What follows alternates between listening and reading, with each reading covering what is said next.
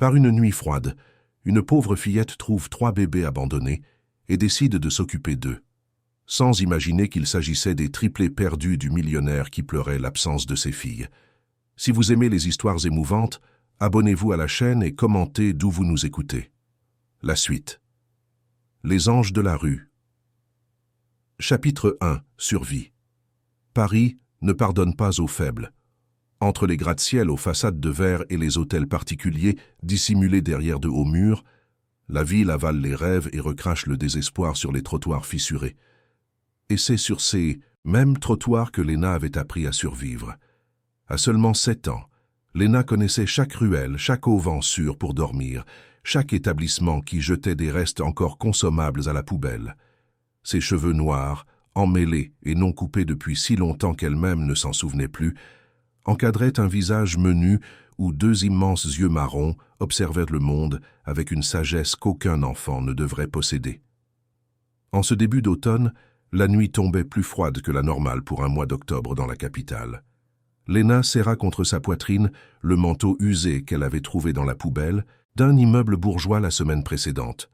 3 tailles trop grand, il lui servait de couverture les jours de pluie. Ce vendredi-là promettait d'être l'une de ces nuits. « Madame Marie n'est pas venue aujourd'hui », murmura-t-elle pour elle-même, tout en marchant à la hâte sur l'avenue des Champs-Élysées, évitant les cadres et les touristes qui ne daignaient même pas baisser les yeux pour remarquer son existence. Madame Marie était une vendeuse de hot-dog qui 3 fois par semaine gardait un sandwich pour Léna à la fin de son service. Aujourd'hui, elle n'était pas à son emplacement habituel, ce qui signifiait que la fillette devrait se contenter des restes du marché qu'elle avait réussi à récupérer le matin. Une banane légèrement écrasée et 2 morceaux de pain rassis. Les premières gouttes de pluie commencèrent à tomber lorsque Léna arriva au parc des Buttes-Chaumont. Cet endroit, écrin de verdure au milieu du béton, était l'un de ces refuges les nuits où la police intensifiait ses rondes et où les foyers étaient trop bondés. Parmi les arbres centenaires, il y avait une petite structure abandonnée qui avait autrefois servi de remise à outils. La porte cassée et la fenêtre sans vitre ne l'empêchaient pas de servir d'abri temporaire contre la pluie. Juste pour ce soir et demain, j'essaierai à nouveau le foyer de la rue du Faubourg Saint-Antoine, chuchota-t-elle, courant entre les arbres alors que la pluie s'intensifiait. Ses pieds nus foulaient les flaques d'eau et les feuilles mouillées. L'obscurité dominait déjà le parc lorsque Léna atteignit enfin la petite cabane. Essoufflée, elle poussa la porte avec précaution, attentive à toute présence inattendue. Il n'était pas rare de trouver d'autres sans-abri ou même des toxicomanes dans ces lieux. Pour une enfant seule, chaque nouvel espace était un risque. L'intérieur était vide et étonnamment sec. Léna soupira de soulagement, laissant son petit corps glisser jusqu'au sol en ciment. La pluie tombait maintenant à verse, créant un rideau d'eau qui isolait encore plus ce coin oublié du parc. Elle sortit de sa poche le morceau de pain et la banane, calculant mentalement comment elle diviserait ce repas maigre pour qu'il dure jusqu'au lendemain. C'est alors qu'elle entendit un son faible, presque imperceptible, sous le bruit de la tempête. Un pleur. Au début, elle pensa que ce n'était que le vent dans les arbres ou peut-être un chat abandonné, mais le son avait un motif trop familier, une cadence qu'elle reconnaîtrait n'importe où, des pleurs de bébé. Léna se figea, le pain à mi-chemin de sa bouche. Ses sens, aiguisés par des années de survie, se mirent en alerte maximale. Les pleurs venèrent de l'extérieur, non loin de là. Et il n'y en avait pas qu'un. Il semblait y avoir plus d'une voix enfantine mêlée à l'orage. Pendant quelques secondes, elle envisagea de faire comme si elle n'avait rien entendu. La nuit était froide, la pluie intense, et elle-même peinait à rester en vie dans cette ville impitoyable. Elle n'avait pas besoin de problèmes supplémentaires. Mais quelque chose dans ses pleurs, la fragilité, la détresse, résonna profondément en Léna, comme un miroir de sa propre détresse, multipliée. « Merde !» grommela-t-elle, remettant la nourriture dans sa poche et se levant. La porte grinça lorsque Léna la poussa, affrontant de nouveau la pluie. Le son devint plus clair, provenant d'un ensemble de buissons à quelques mètres de la cabane. Ses yeux, déjà adaptés à l'obscurité, captèrent un mouvement subtil entre les feuilles. Trempée en quelques secondes, Léna suivit le son jusqu'à un fourré particulièrement dense. Elle écarta les branches avec précaution, et ce qu'elle vit lui serra le cœur. Un panier en osier déjà détrempé, où 3 minuscules bébés se tortillaient, enroulés dans des couvertures humides qui n'offraient plus aucune protection. « Mon Dieu !» chuchota-t-elle en s'agenouillant dans la boue. C'étaient 3 filles, pratiquement identiques, n'ayant pas plus de quelques semaines. Leur peau était bleutée par le froid, et leurs pleurs, auparavant audibles, semblaient maintenant trop faibles, comme si elles perdaient la force de protester contre l'abandon. Sans réfléchir, Léna prit le panier. Il était lourd pour ses bras fins, mais l'adrénaline coulait dans ses veines. Elle retourna, en courant vers la cabane, protégeant comme elle le pouvait ce fardeau inattendu de la pluie implacable. À l'intérieur de l'abri improvisé, elle posa le panier sur le sol sec et retira rapidement son manteau trempé. Avec des doigts tremblants, elle commença à enlever les couvertures mouillées qui enveloppaient les bébés. Les 3 pleuraient faiblement, leur petit corps frissonnant. « Calmez-vous, calmez-vous » murmurait-elle, essayant de se souvenir de ce qu'elle avait vu des mères faire avec leurs bébés sur les places et dans les gares routières. Elle enleva son t-shirt le moins sale, qu'elle portait sous 2 autres couches, et commença à sécher délicatement le corps du premier bébé. Les 2 autres attendaient, leurs pleurs maintenant plus intenses, comme si elles savaient qu'une forme d'aide était arrivée. Léna travailla méthodiquement, séchant l'une après l'autre, les enveloppant ensuite dans le seul vêtement sec qu'elle possédait, un sweatshirt qu'une étudiante lui avait donné quelques semaines auparavant. Ce n'était pas l'idéal, mais c'était tout ce qu'elle avait. « Qui ferait une chose pareille ?» se demanda-t-elle à voix haute, examinant les visages identiques. Les 3 avaient la même expression, la même forme de visage, les mêmes cheveux fins et sombres, collés à leur petite tête. Elles étaient parfaitement identiques, et quelque chose en elles semblait différent. Elles n'avaient pas l'apparence des enfants des rues que Léna avait l'habitude de voir. Leur peau, malgré le froid, avait un aspect sain. Leurs sous-vêtements, maintenant humides, étaient de bonne qualité. « Des triplés », chuchota-t-elle, se souvenant du mot qu'elle avait entendu une fois d'une infirmière qui s'était brièvement occupée d'elle lorsqu'elle avait eu une pneumonie l'année dernière. « Vous êtes des triplés. » Léna savait qu'elle devrait chercher de l'aide, emmener les bébés à un hôpital, appeler la police ou chercher un adulte.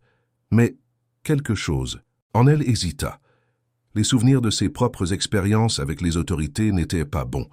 Le seul foyer pour mineurs où elle avait séjourné quelques mois avait été un cauchemar de négligence et d'abus, dont elle s'était enfuie dès qu'elle avait eu la force de sauter le mur. La rue avait été un choix conscient, dangereux, oui, difficile certainement. Mais le sien, en ses enfants, elle voyait quelque chose d'elle-même, abandonnée, laissée pour morte par ceux qui auraient dû les protéger. L'un des bébés agrippa son doigt avec une force surprenante, ses petits yeux maintenant ouverts fixés sur Léna. C'était comme si elle demandait une promesse. « C'est bon, dit-elle, sentant une étrange détermination grandir en elle. Je vais m'occuper de vous. Juste jusqu'au lever du jour. Juste jusqu'à ce qu'on trouve un endroit sûr. Promis. » La nuit s'avança, lente et pleine de défis. Sans biberon, sans couche, sans rien d'autre que sa propre ingéniosité, Léna improvisa. Elle se souvint d'un robinet qui fonctionnait près de l'entrée du parc. Elle attendit que la pluie diminue un peu et courut jusqu'à là, remplissant une bouteille en plastique qu'elle transportait pour ses propres besoins. N'ayant rien pour nourrir les enfants, elle se concentra sur le fait de les garder au chaud et au sec. Elle déchira son 2e t-shirt en morceaux, créant des couches improvisées. Son estomac gargouillait de faim, mais le morceau de pain et la banane, sa seule nourriture, semblaient maintenant si insignifiants face aux besoins de ces 3 petits êtres. « Demain, promit-elle, autant à elle-même qu'à elle. Demain, nous trouverons de la nourriture pour vous. » Les heures s'éternisèrent. Léna ne dormit pas. Chaque fois que l'un des bébés pleurait, elle la berçait, chuchotait des mots de réconfort, chantonnait des chansons dont elle se souvenait vaguement, avoir entendu à un moment de sa courte vie. Des berceuses dont elle ne connaissait pas les paroles complètes, mais dont les mélodies restaient dans un coin intact de sa mémoire. « Fais dodo, colasse, mon petit frère. Fais dodo, t'auras du lolo. » D'une manière ou d'une autre, les bébés semblaient réconfortés par sa présence, par sa chaleur. Finalement, les 3 s'endormirent, de petits paquets serrés les uns contre les autres, cherchant une chaleur mutuelle. Léna observait, fascinée, les visages endormis. Qui était-elle? D'où venait-elle? Pourquoi quelqu'un abandonnerait-il 3 enfants si petites, si sans défense, par une nuit de tempête? Des questions sans réponse dansaient dans son esprit fatigué. L'aube avançait quand un bruit à l'extérieur l'alarma. Des pas rapides, des voix étouffées, le faisceau de lampes de poche coupant l'obscurité. « Tu es sûr que c'était ici ?» « Absolument. L'informateur a dit qu'il a vu quelqu'un porter le panier vers cette zone du parc. Si on échoue, il nous tuera. On doit trouver les colis. » Léna se figea. « Colis? Parlait-il des bébés? Qui étaient ces hommes? » Par instinct, elle couvrit la bouche des 3 enfants avec une douceur calculée, priant pour qu'elle ne se réveille pas, pour qu'elle ne pleure pas. Les lumières des lampes de poche passèrent à travers les fentes de la fenêtre cassée, illuminant momentanément l'intérieur de la cabane. Léna se recroquevilla dans le coin le plus sombre, protégeant les bébés avec son propre corps. Pendant un moment terrible, elle crut avoir été découverte quand l'un des faisceaux lumineux s'arrêta près de l'endroit où elle se trouvait. Mais bientôt, la lueur se déplaça, continuant sa recherche dans une autre direction. « Il n'y a rien ici. Allons vérifier de l'autre côté.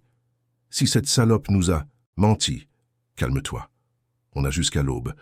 Elles ne peuvent pas être allées loin. » Les pas s'éloignèrent, mais la terreur demeura. Ce n'étaient pas des policiers ou des assistants sociaux. Il y avait quelque chose dans la froideur de ces voix, dans la manière dont ils se référaient aux enfants comme des colis, qui envoya des frissons le long de la colonne vertébrale de Léna. Pour la première fois depuis qu'elle avait trouvé les bébés, elle ressentit une véritable peur, non pas pour elle, mais pour elle. La ville commençait à s'éveiller lorsque Léna prit sa décision. Elle ne pouvait pas rester là. Elle ne pouvait pas chercher de l'aide par les canaux normaux. Quiconque cherchait ses enfants n'avait pas de bonnes intentions, et elle doutait que les autorités croiraient une fille des rues contre des adultes bien habillés et éloquents.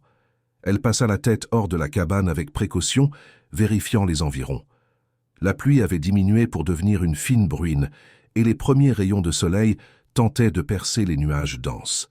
Le parc semblait vide, à l'exception d'un jardinier lointain qui commençait son service. « C'est maintenant ou jamais », murmura-t-elle, prenant les 3 bébés et les calant contre sa poitrine avec un bras, tandis que l'autre tenait le sweatshirt improvisé comme une écharpe. Elle sortit silencieusement de la cabane, restant à l'ombre des arbres, marchant vite mais sans courir pour ne pas attirer l'attention. Sa destination était claire dans son esprit. Madame Élise, l'ancienne infirmière qui vivait dans un HLM de la banlieue Est, à Montreuil. Léna l'avait rencontrée l'hiver précédent, lorsque la dame l'avait trouvée inconsciente de fièvre à un arrêt de bus. Au lieu d'appeler les autorités, Madame Élise l'avait emmenée dans sa petite studette, s'était occupée d'elle pendant 3 jours et l'avait nourrie jusqu'à ce qu'elle se rétablisse. Depuis, de temps en temps, Léna rendait visite à la vieille dame qui avait toujours une assiette de nourriture et des histoires à partager. S'il y avait quelqu'un à Paris en qui Léna avait confiance, c'était Madame Élise. Et s'il y avait quelqu'un qui saurait quoi faire avec 3 nouveau-nés, c'était aussi elle. Sortir du parc sans être remarqué fut le premier défi. Ensuite vint la traversée de la ville qui s'éveillait. N'importe quel autre jour, Léna ne serait qu'une autre enfant invisible, ignorée par les passants. Mais aujourd'hui, portant 3 bébés, elle savait qu'elle attirerait l'attention. Elle choisit des chemins secondaires, évitant les avenues principales. Elle prit un bus en utilisant le ticket qu'une dame distraite avait laissé tomber. Elle s'assit au fond, recroquevillée, les bébés cachés sous le manteau trop grand. Quand l'une d'elles commença à gémir, Léna fit semblant que c'était un chaton qu'elle avait sauvé. 3 correspondances plus tard, elle arriva enfin à l'ensemble HLM où vivait Madame Élise. C'était l'un de ces vieux immeubles du programme de logement social, à la peinture écaillée et aux couloirs étroits, mais qui abritait des gens décents qui travaillaient dur. Le cœur battant, Léna monta les escaliers jusqu'au 3e étage. Elle s'arrêta devant la porte 305, hésitante. Et si Madame Élise n'était pas là? Et si elle ne pouvait pas l'aider? Et si... Avant qu'elle ne puisse terminer sa pensée, la porte s'ouvrit. Madame Élise, avec ses cheveux grisonnants attachés en un chignon négligé et portant un tablier à fleurs, la regarda avec surprise. « Léna, qu'est-ce que tu... » C'est alors que l'un des bébés, comme s'il savait qu'elles étaient enfin en sécurité, poussa un cri fort et cristallin. Les deux autres, comme dans un chœur répété, se joignirent à leur sœur. Madame Élise écarquilla les yeux, regardant de la fillette au petit paquet dans ses bras. « Mon Dieu du ciel, ma petite, où as-tu trouvé ces enfants ?» Léna, épuisée, affamée, encore mouillée par la pluie et tremblant de froid, ne réussit qu'à murmurer « Elles ont besoin d'aide, Madame Élise, et il y a des gens qui les cherchent, des gens méchants. » L'expression de la vieille dame passa du choc à la détermination en quelques secondes. Sans poser plus de questions, elle ouvrit complètement la porte. « Entre vite. On va s'occuper. De vous. » Léna franchit le seuil, entrant dans le petit appartement qui sentait le café fraîchement moulu et le pain maison. À ce moment-là, elle ressentit quelque chose d'étrange et de presque oublié. L'espoir. Pendant ce temps, de l'autre côté de la ville, au 20e étage de l'un des immeubles les plus imposants de la Défense, Antoine Dubois recevait la nouvelle qui allait changer sa vie à jamais. À côté du lit d'hôpital, où sa femme, Amandine, était dans le coma depuis 3 jours après un étrange accident, l'homme d'affaires écoutait avec incrédulité ce que l'enquêteur privé lui disait. « Monsieur Dubois, vos filles ont disparu de la nurserie de la maternité hier soir. Il n'y a aucune image des caméras de sécurité, aucun signe d'effraction. Les infirmières de service n'ont rien vu. C'est comme si vos triplés s'étaient simplement évaporés. » Antoine sentit le sang se glacer dans ses veines. D'abord Amandine, maintenant ses filles. Ce qui semblait être une tragédie familiale se révélait être un cauchemar bien plus sombre. « Ce n'est pas une coïncidence, dit-il, sa voix normalement contrôlée maintenant tremblante de rage et de peur. D'abord, ils essayent de tuer ma femme, maintenant. Ils prennent mes filles.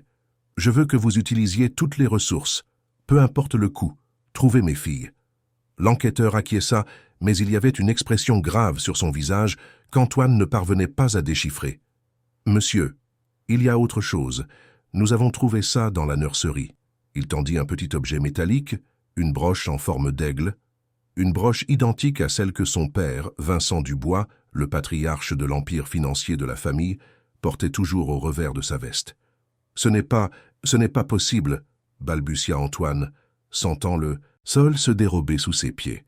Le soleil était déjà haut lorsque Léna s'endormit enfin sur le petit canapé du salon de Madame Élise, épuisée après des heures à aider la vieille dame à improviser des biberons avec des comptes-gouttes, à changer des couches faites de serviettes coupées, à calmer les bébés qui semblaient affamés et agités.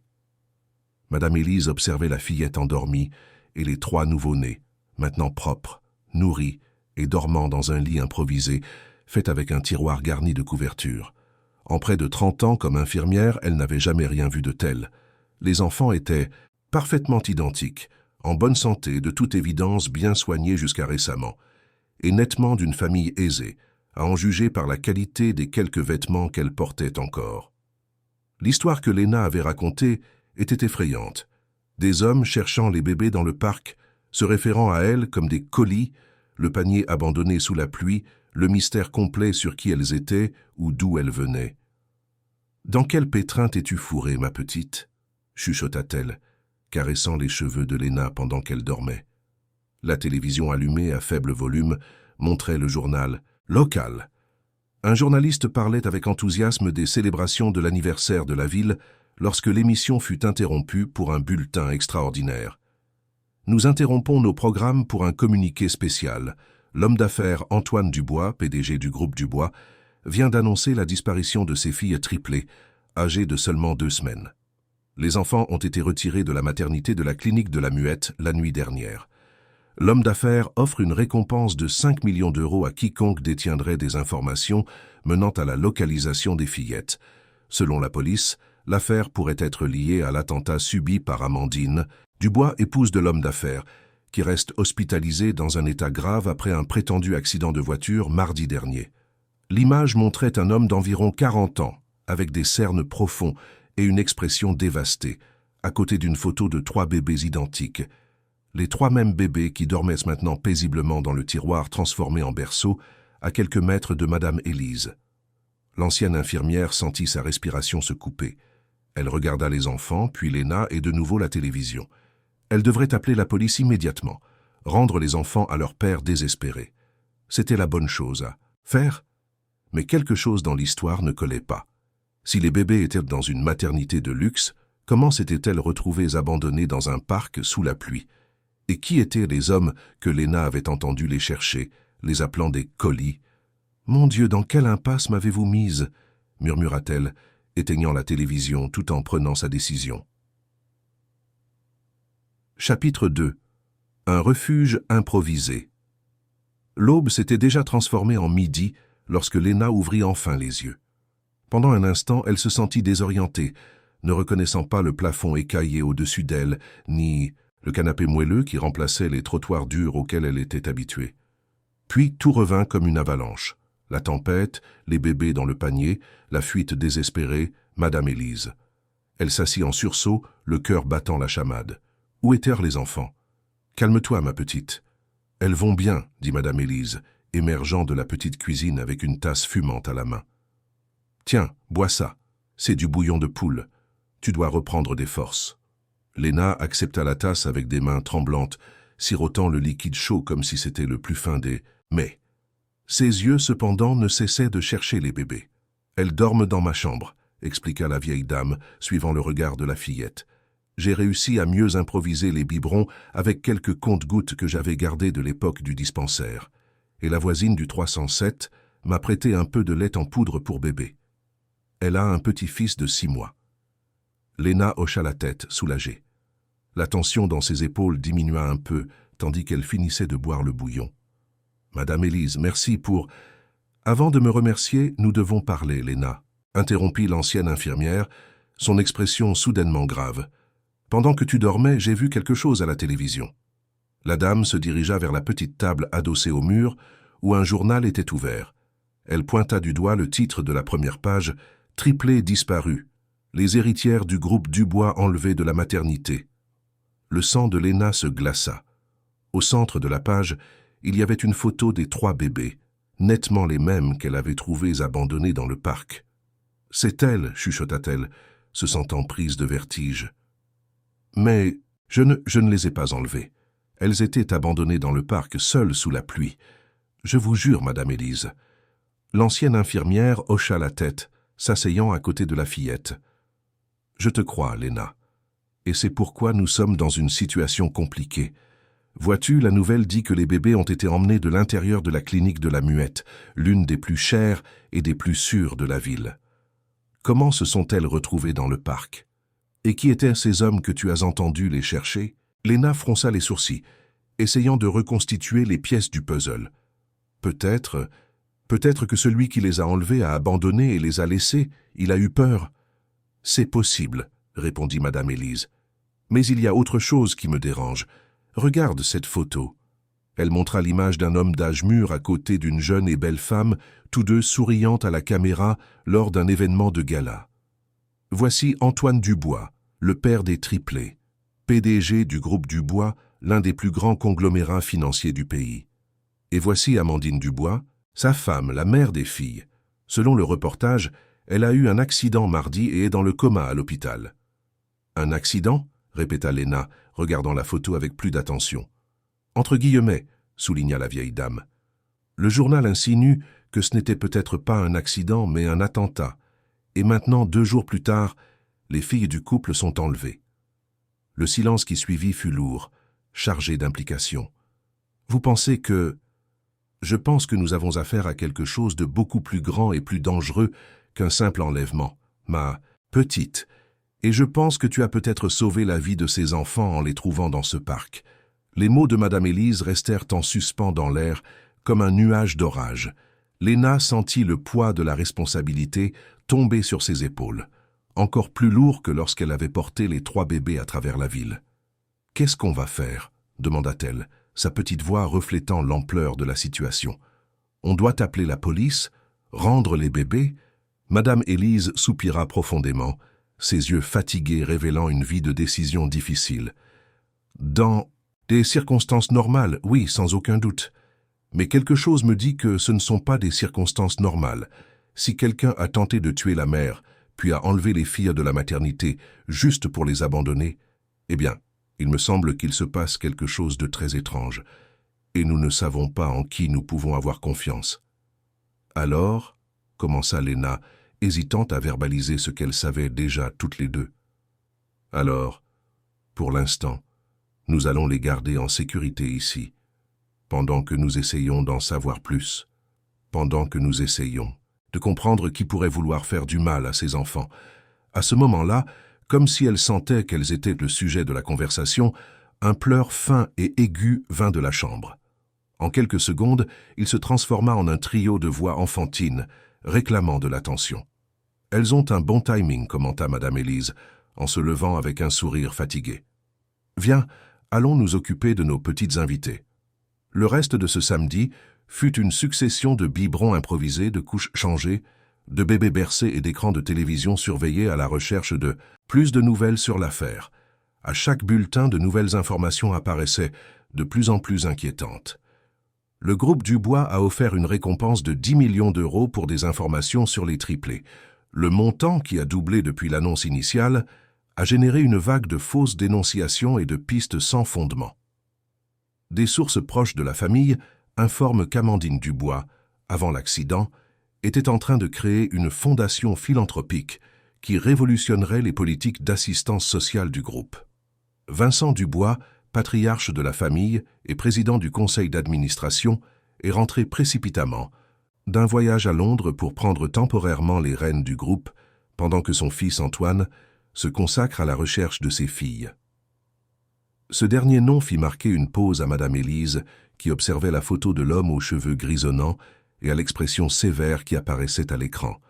Vincent Dubois, âgé d'environ 70 ans, portait un costume impeccablement coupé et une petite broche dorée au revers de sa veste, une aigle aux ailes déployées. « Je connais ce genre d'homme, » murmura l'ancienne infirmière, plus pour elle-même que pour Léna. « Des hommes qui bâtissent des empires et écrasent quiconque se met sur leur chemin, même leur propre famille. » Léna, qui tenait l'un des bébés tout en essayant de la nourrir avec le compte-gouttes adapté, regarda la vieille dame avec curiosité. « Vous pensez qu'il a quelque chose à voir avec ça ?» Madame Élise haussa les épaules, mais son expression en disait plus que ses mots. « Je ne sais pas, ma petite, mais dans ce monde, j'ai appris que l'argent et le pouvoir font commettre aux gens des atrocités que tu n'imagines même pas, surtout quand ils se sentent menacés. » Au fur et à mesure que la journée avançait, les défis pratiques de s'occuper de 3 nouveau-nés dans un petit appartement sans ressources devenaient de plus en plus évidents. Le lait prêté par la voisine serait bientôt épuisé. Les couches improvisées n'étaient pas idéales, et par-dessus tout, il y avait la peur constante d'être découverte. « Nous avons besoin de provisions », déclara Madame Élise alors que la nuit commençait à tomber. « Et aussi d'un plan. » Léna hocha la tête, son cerveau de 7 ans travaillant à des solutions avec la ruse que seule la vie dans la rue pouvait enseigner. « Je peux aller à la pharmacie de Madame Joséphine, dans la rue d'en bas. Elle me donne toujours des échantillons gratuits quand j'y vais. » Madame Élise parut hésiter. « C'est dangereux que tu sortes maintenant, Léna. La ville entière cherche ses enfants, et on t'a vu les porter. »« Personne ne fait attention à moi, Madame Élise. Je ne suis qu'une autre fille des rues. Invisible. » L'amertume dans ces mots serra le cœur de l'ancienne infirmière. C'était vrai. L'invisibilité sociale, qui condamnait normalement des enfants comme Léna à l'indifférence, pouvait maintenant être sa plus grande protection. « D'accord, mais sois rapide et discrète. Et tiens, tendit-elle quelques billets à la fillette, c'est tout ce que j'ai pour le moment. Achète du lait en poudre pour nouveau-nés, des petits biberons et des couches jetables. » Léna sortit dans la nuit, se fondant dans les ombres comme seule une enfant qui a grandi dans la rue sait le faire. Sa taille et son agilité étaient des avantages dans une ville qui baissait rarement les yeux pour voir qui marchait en dessous de sa ligne de vision. La pharmacie se trouvait à 4 pâtés de maison de là. Normalement, Léna aurait fait le trajet en 10 minutes, mais aujourd'hui elle était extrêmement prudente, vérifiant chaque coin de rue, chaque voiture de police, chaque personne qui semblait la regarder trop longtemps. Madame Joséphine, une dame libanaise qui tenait la petite pharmacie depuis plus de 3 décennies, sourit en voyant Léna entrer. « Bonjour ma petite, ça fait longtemps que je ne t'ai pas vue par ici. Tu as encore besoin de pansements ?» Léna secoua la tête, s'approchant du comptoir et parlant à voix basse. J'ai besoin de choses pour des bébés, Madame Joséphine. C'est pour une amie qui a eu des triplés. La pharmacienne haussa les sourcils, surprise, mais ne posa pas plus de questions. Il y avait quelque chose dans le regard de Léna qui demandait la discrétion. Bien sûr, je vais te montrer ce que nous avons. 15 minutes plus tard, Léna sortait de la pharmacie avec un sac contenant 3 petits biberons, un paquet de couches taille naissance, une boîte de lait en poudre spécifique pour nouveau-nés et quelques pommades pour les irritations. La valeur avait dépassé l'argent que Madame Élise lui avait donné, mais Joséphine, avec sa générosité habituelle, n'avait enregistré qu'une partie des articles dans le système, traitant le reste comme des échantillons ou une promotion. « Transmets mes amitiés à ton amie », avait dit la pharmacienne, avec une lueur dans les yeux qui suggérait qu'elle comprenait plus que ce que Léna avait raconté. « Et dis-lui que si elle a besoin de quoi que ce soit d'autre, elle peut t'envoyer. Nous avons un accord. » Sur le chemin du retour, Léna se sentait optimiste pour la première fois depuis qu'elle avait trouvé les bébés. Avec Madame Élise et des gens comme Joséphine pour les aider, peut-être réussirait-elle à garder les triplés en sécurité jusqu'à ce qu'elle découvre qui voulait vraiment leur faire du mal. C'est alors qu'elle remarqua la voiture de police garée exactement au coin de l'ensemble HLM où se trouvait l'appartement de Madame Élise. Le cœur de Léna s'emballa. Instinctivement, elle recula à l'ombre d'un arbre, observant. 2 policiers discutaient avec quelques résidents, leur montrant ce qui semblait être un papier, probablement une photo des bébés. « Merde !» chuchota-t-elle, le juron s'échappant de ses lèvres avant qu'elle ne puisse le retenir.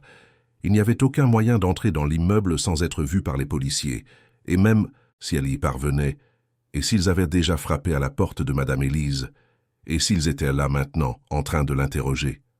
Son esprit travailla frénétiquement, calculant les alternatives. Elle pourrait attendre que les policiers partent, mais et si cela prenait des heures? Les bébés avaient besoin des biberons et des couches maintenant. Elle pourrait essayer d'entrer par l'arrière, mais il n'y avait aucune certitude qu'elle pourrait accéder au 3e étage sans être remarquée. C'est alors qu'elle sentit une main sur son épaule. Elle faillit crier, mais une autre main couvrit sa bouche avant que le son ne s'échappe.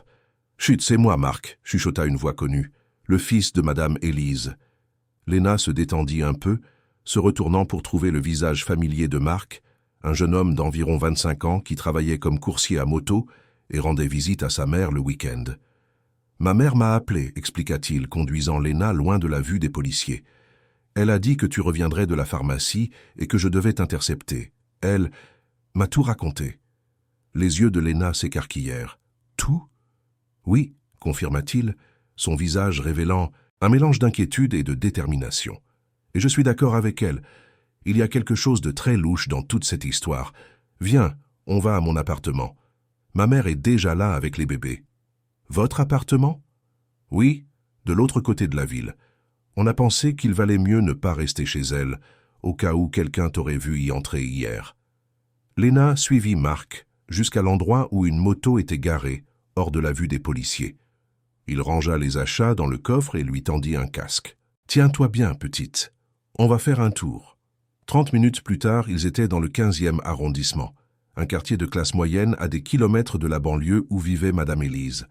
L'appartement de Marc était petit, mais propre et organisé, reflétant la personnalité pratique du jeune homme. Dès qu'ils entrèrent, Léna courut vers l'endroit où se trouvait Madame Élise, assise sur le canapé avec l'un des bébés dans les bras, tandis que les 2 autres dormaient sur un lit improvisé fait d'oreillers. « Dieu merci, tu vas bien, ma petite !» s'exclama l'ancienne infirmière, visiblement soulagée. « Quand j'ai vu ces policiers arriver, j'ai failli avoir une crise cardiaque. Heureusement, Marc était déjà là pour m'aider. »« C'était juste, » dit le jeune homme, déchargeant les achats sur la petite table basse. « J'ai aidé maman à mettre les bébés dans un grand sac à dos, j'ai couvert avec des vêtements. Et nous sommes sortis par l'arrière juste au moment où les policiers entraient par le hall. » Léna regarda autour d'elle, absorbant la nouvelle réalité. En moins de 24 heures, sa vie avait été complètement bouleversée. D'une fille des rues solitaires, elle était devenue partie d'une improbable opération de protection de 3 bébés qui, apparemment, étaient au centre d'un complot dangereux, impliquant l'une des familles les plus puissantes du pays. « Qu'est-ce qu'on fait maintenant ?» demanda-t-elle, s'asseyant à côté de Madame Élise et observant les petits visages endormis des triplés. « Maintenant, répondit Marc en allumant l'ordinateur portable qu'il avait sorti de son sac à dos, nous allons découvrir exactement qui sont ces enfants et pourquoi quelqu'un pourrait vouloir leur faire du mal. » Dans les heures qui suivirent, les trois se plongèrent dans une enquête amateur, mais méticuleuse. Marc, qui suivait des cours d'informatique le soir tout en travaillant comme coursier à moto pendant la journée, avait des compétences impressionnantes pour trouver des informations en ligne. Le groupe Dubois est l'un des plus grands conglomérats financiers du pays, expliqua-t-il, montrant des graphiques et des articles sur l'écran de l'ordinateur. Ça a commencé avec une petite banque d'investissement dans les années 70, fondée par Vincent Dubois, et aujourd'hui, il contrôle des banques, des compagnies d'assurance, des sociétés immobilières et même une société minière. « Mais qu'est-ce que ça a à voir avec les bébés ?» demanda Léna, qui aidait maintenant Madame Élise à nourrir les triplés avec les nouveaux biberons. « Tout, répondit Marc en ouvrant une nouvelle page. « Regardez ça. Il y a 3 mois, Amandine Dubois, épouse d'Antoine et mère des bébés, a annoncé la création de la Fondation Amandine Dubois pour l'avenir, une organisation avec un capital initial de 500 millions d'euros pour révolutionner l'accès à la santé et à l'éducation pour les enfants en situation de vulnérabilité. »« 500 millions » s'exclama Madame Élise, manquant de renverser le lait. « C'est une fortune, compléta Marc, et voici ce qui est intéressant. Selon cet article des Échos, Amandine a obtenu cet argent grâce à un accord avec le conseil d'administration du groupe Dubois, qui établit que 10% des bénéfices annuels du conglomérat seront alloués à la fondation. « Et laissez-moi deviner, » dit Madame Élise, son expression se durcissant. « Le patriarche, Vincent Dubois, n'a pas été content de ça. »« Bingo !» confirma Marc, montrant une photo où Vincent, le monsieur aux cheveux grisonnants, avec la broche d'aigle au revers de sa veste, apparaissait avec une expression contrariée à côté de sa belle-fille souriante lors d'un événement caritatif. Les sources disent qu'il était contre la création de la fondation depuis le début, arguant que la charité excessive est une mauvaise gestion. Mais Antoine, apparemment inspiré par sa femme, a soutenu le projet. Léna observait l'échange entre la mère et le fils, essayant de comprendre les implications. Alors, ce vieux ne voulait pas donner d'argent pour aider les enfants pauvres. La simplicité de la question fit tristement sourire Madame Élise. « C'est plus compliqué que ça, Léna. Mais, au fond, oui. Des hommes comme Vincent Dubois n'accumulent pas autant de pouvoir en étant généreux. Ils voient la charité comme un gaspillage, à moins qu'elle ne leur rapporte un bénéfice direct, comme une publicité positive ou une réduction d'impôts. Et il y a plus, continua Marc, son visage illuminé par l'écran de l'ordinateur dans le salon assombri. Selon ses reportages plus récents, la Fondation ne serait pas seulement une organisation caritative ordinaire. Amandine Dubois développait un programme pour enquêter et exposer les pratiques contraires à l'éthique dans le secteur financier, y compris l'évasion fiscale, le blanchiment d'argent et l'exploitation des communautés vulnérables. Un programme qui pourrait atteindre le groupe Dubois lui-même, conclut Madame Élise. Exactement. Et le plus important, selon les statuts de la Fondation, enregistrés 2 semaines avant l'accident d'Amandine, le contrôle total de l'organisation passerait à ses descendants directs s'il lui arrivait quelque chose. Le silence qui suivit ne fut rompu que par le doux son de succion de l'un des bébés sur son biberon. « Les triplés », chuchota Léna, son jeune esprit reliant les poings avec une clarté effrayante. Elles hériteraient du contrôle de la Fondation si leur mère mourait. Et avec cela, le pouvoir d'exposer toute la saleté qu'elles trouveraient sur l'empire même de la famille, compléta Madame Élise, sa voix tremblante. « Mon Dieu, Marc, tu suggères que le propre grand-père… »« Je ne suggère rien, maman, » répondit-il en fermant l'ordinateur portable avec un lourd soupir. « Je ne fais que montrer les faits. Amandine a un accident mystérieux et tombe dans le coma. Quelques jours plus tard, ses filles nouveau-nées sont enlevées de la maternité pour être retrouvées abandonnées dans un parc. Et maintenant, toute la ville les cherche, avec une récompense qui ne cesse d'augmenter. Et ces hommes dans le parc, ajouta Léna, se souvenant des voix froides qu'elle avait entendues à l'aube. Ils ne semblaient pas vouloir sauver les bébés, ils semblaient vouloir les éliminer. Le mot plana dans l'air comme une sentence. Madame Élise serra plus fort le bébé dans ses bras comme si elle pouvait la protéger du monde extérieur rien qu'avec son affection. « Si c'est vrai, dit l'ancienne infirmière, enfin, alors nous ne pouvons pas simplement rendre les enfants.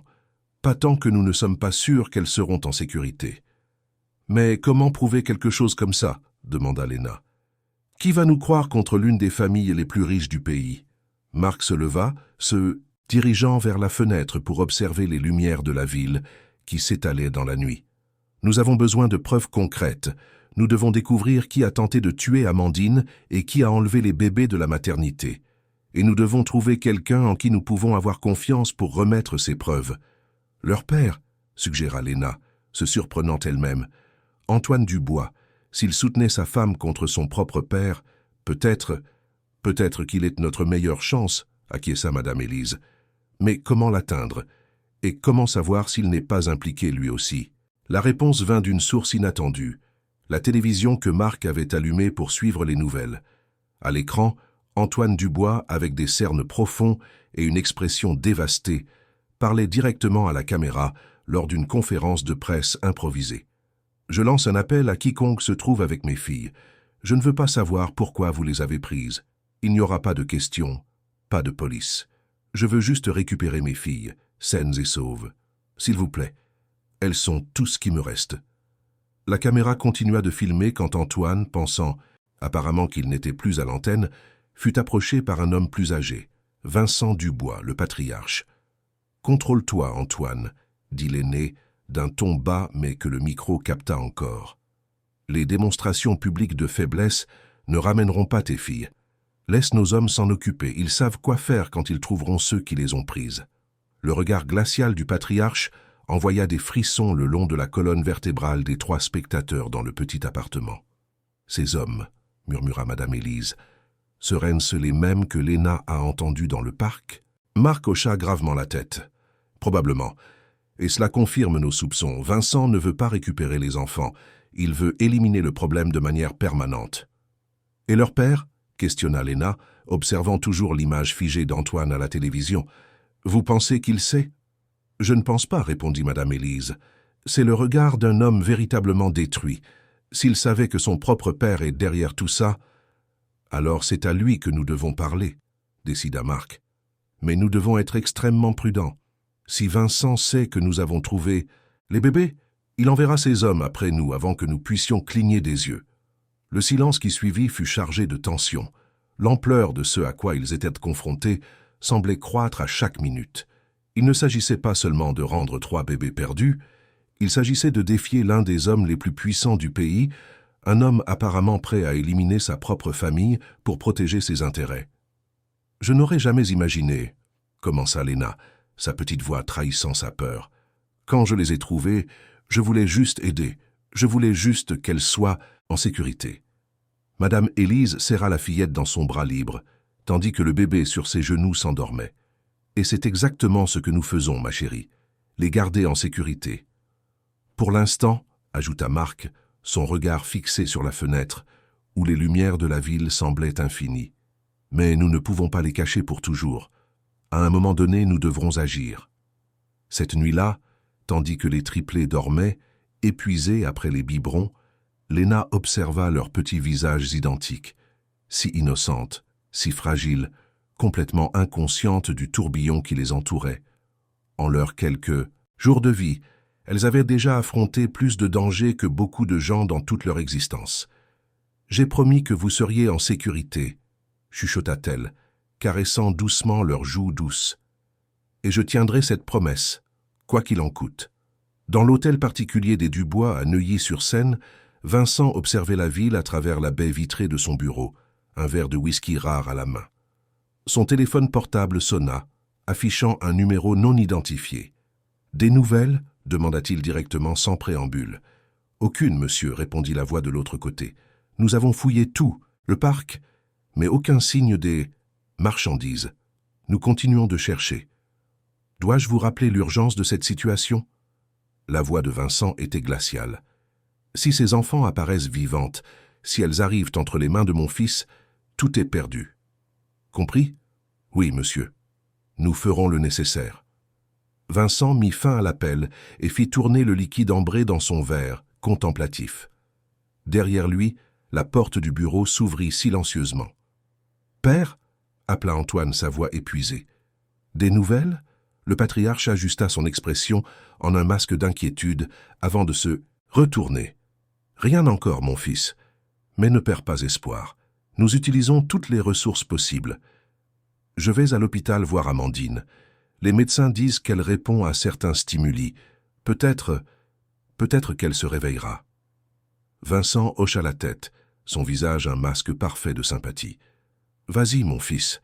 Je serai là si tu as besoin de moi. » Dès qu'Antoine fut sorti, Vincent retourna au téléphone. Amandine montre des signes d'amélioration. Intensifier la sécurité à l'hôpital. Personne n'entre dans sa chambre sans mon autorisation expresse. Et quant aux enfants, doublez les efforts. Le temps presse. Dans l'appartement de Marc, alors que tout le monde dormait, l'un des bébés ouvrit les yeux. Pendant un instant, elle sembla regarder directement Léna, qui dormait à côté d'elle sur le sol. Un petit sourire se forma sur le visage enfantin, comme si, d'une manière ou d'une autre, l'enfant savait qu'elle était dans les bras d'un ange improbable, une gardienne des rues, aux pieds nus et affamés, mais avec un cœur plus grand que la ville entière. Chapitre 3. La traque. Le dimanche se leva avec une pluie fine et persistante qui estompait les contours de la ville, transformant Paris en une aquarelle de gris et de béton. Léna se réveilla avec les pleurs de l'un des bébés et trouva Madame Élise déjà debout, préparant d'autres biberons dans la petite cuisine de l'appartement. « Bonjour, ma petite », sourit l'ancienne infirmière, les cheveux grisonnants encore ébouriffés par le sommeil. « Ces petites ont une horloge interne impeccable, n'est-ce pas? 5h30 du matin, pas une minute de plus. » Léna se frotta les yeux et se leva du matelas improvisé sur le sol, sentant une douleur dans le dos qui ne correspondait pas à son âge. Elle se dirigea vers l'endroit où les triplés étaient couchés et prit celle qui pleurait, la berçant instinctivement. « Vous avez dormi » demanda-t-elle, remarquant les cernes profonds de la vieille dame. « Un peu » répondit Madame Élise, testant la température du lait sur le dos de sa main. « J'ai gardé un œil sur la télévision pour voir les nouvelles, la recherche des bébés et sur toutes les chaînes. » Léna déglutit. 1 jour et demi s'était déjà écoulé depuis qu'elle avait trouvé les triplés dans le parc. Chaque heure qui passait, la situation devenait plus compliquée, plus risquée. Marc sortit de sa chambre, vêtu d'un uniforme de livreur avec le sac isotherme caractéristique des entreprises de livraison. « Je sors travailler », annonça-t-il, se servant rapidement un café. « Il vaut mieux garder une routine normale pour ne pas éveiller les soupçons.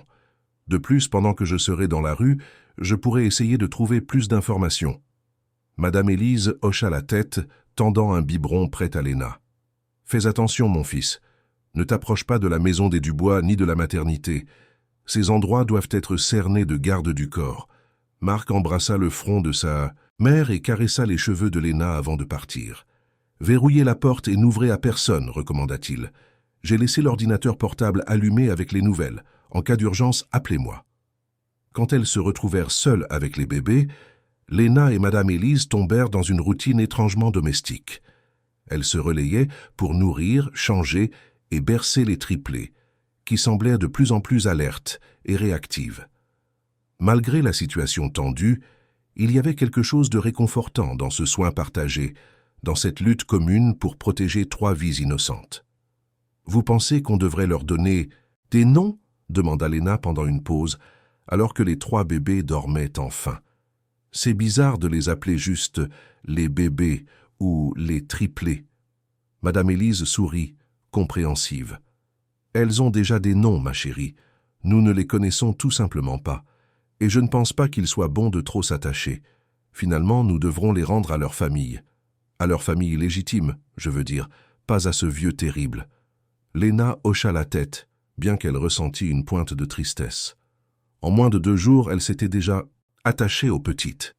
Elle n'avait jamais eu de famille, ou du moins pas une dont elle pouvait se souvenir. Les fragments les plus anciens de sa mémoire étaient ceux d'un foyer surpeuplé, puis des rues. Elle ne savait pas qui étaient ses parents, s'ils étaient vivants ou morts, s'ils l'avaient abandonnée ou s'ils avaient été séparés par quelques circonstances. « Comment allons-nous faire pour parler à leur père ?» demanda-t-elle, changeant de sujet. « On ne peut pas simplement se présenter chez lui avec 3 bébés dans les bras. Madame Élise soupira, se frottant les yeux fatigués. J'y ai pensé toute la nuit. Nous avons besoin d'un intermédiaire, quelqu'un qui puisse vérifier si Antoine Dubois est digne de confiance avant de révéler que nous avons les enfants. Quelqu'un qui n'est pas directement lié à la famille, mais qui a accès à lui. Un journaliste, suggéra Léna. Trop risqué. Les médias sont remplis de gens qui feraient n'importe quoi pour une histoire exclusive. Ils pourraient nous exposer avant même que nous comprenions toute la situation. À ce moment, le téléphone portable de Madame Élise sonna. C'était Marc. « Maman, je passe devant l'hôpital américain de Paris. Maintenant. Il y a une agitation étrange ici, plusieurs voitures de police, et ce qui semble être des gardes du corps privé. Quelque chose s'est passé. Allume la télévision, lui dit-il avant de raccrocher. Madame Élise se précipita vers la télécommande. Aux informations, la présentatrice rapportait avec une expression grave « Nous sommes en direct devant l'hôpital américain de Paris, où Amandine Dubois, épouse de l'homme d'affaires Antoine Dubois et mère des triplés disparus, aurait montré des signes de rétablissement cette nuit. Selon des sources de l'hôpital, Amandine s'est brièvement réveillée du coma, a réussi à communiquer avec l'équipe médicale et a apparemment fait des révélations importantes sur l'accident dont elle a été victime mardi dernier. La police a renforcé la sécurité sur les lieux et l'accès à la chambre d'Amandine a été restreint. L'homme d'affaires Antoine Dubois est arrivé il y a une vingtaine de minutes et n'a pas parlé à la presse. Léna et Madame Élise échangèrent des regards pleins d'espoir. « Elle s'est réveillée !» s'exclama la fillette. « Peut-être qu'elle pourra dire qui a essayé de la tuer et qui a pris les bébés. Si c'est celui auquel nous pensons, sa vie est en danger encore plus grand maintenant, » pondra Madame Élise avec une expression grave. Vincent Dubois ne la laissera pas parler. Le téléphone sonna de nouveau. C'était Marc, sa voix maintenant tendue et pressée. « Maman, il se passe quelque chose de vraiment bizarre. Un des infirmiers avec qui j'ai parlé a dit qu'avant l'arrivée d'Antoine Dubois, son père, Vincent, a tenté d'entrer dans la chambre d'Amandine, mais a été empêché par un détective privé engagé par Antoine lui-même. Apparemment, il y a eu une discussion sérieuse entre le père et le fils à la réception de l'hôpital. La situation s'envenime, murmura Madame Élise. Antoine doit commencer à se méfier de son propre père. Il y a plus, continua Marc. J'ai réussi à entendre une partie d'une conversation entre 2 gardes du corps qui semblent travailler pour Vincent. Ils intensifient la recherche des triplés.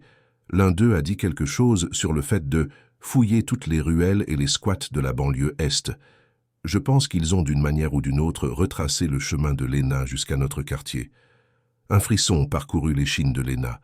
Si les hommes de Vincent cherchèrent dans la banlieue Est, ils arriveraient bientôt à l'ensemble HLM de Madame Élise. Et si les voisins parlaient de la vieille dame et de sa visite inhabituelle, du fait qu'elle était partie précipitamment avec un grand sac à dos juste avant l'arrivée de la police? Qu'est-ce qu'on fait maintenant? Demanda-t-elle, son cœur s'accélérant. Madame Élise ferma les yeux un instant, réfléchissant. Marc, j'ai besoin que tu fasses quelque chose de risqué. J'ai besoin que tu tentes d'entrer dans cet hôpital et de remettre un mot au détective qui protège Amandine. Ne mentionne pas, encore les enfants. Dis juste que nous avons des informations cruciales sur l'affaire et que nous voulons parler directement à Antoine Dubois, loin des yeux de son père. C'est dangereux, maman. L'endroit est cerné. Je sais, mon fils, mais c'est notre meilleure chance. Si Amandine se réveille et si Antoine se méfie déjà de son père, c'est le moment d'agir, avant que Vincent ne se rende compte qu'il a perdu le contrôle de la situation. Après quelques secondes de silence, Marc accepta. « D'accord, je vais essayer. Mais vous deux, vous devez être prêtes à partir d'ici. Rapidement si quelque chose tourne mal. Prenez juste l'essentiel et tenez-vous prêtes. J'appellerai dès que je pourrai. » L'appel se termina, laissant un silence tendu dans l'appartement.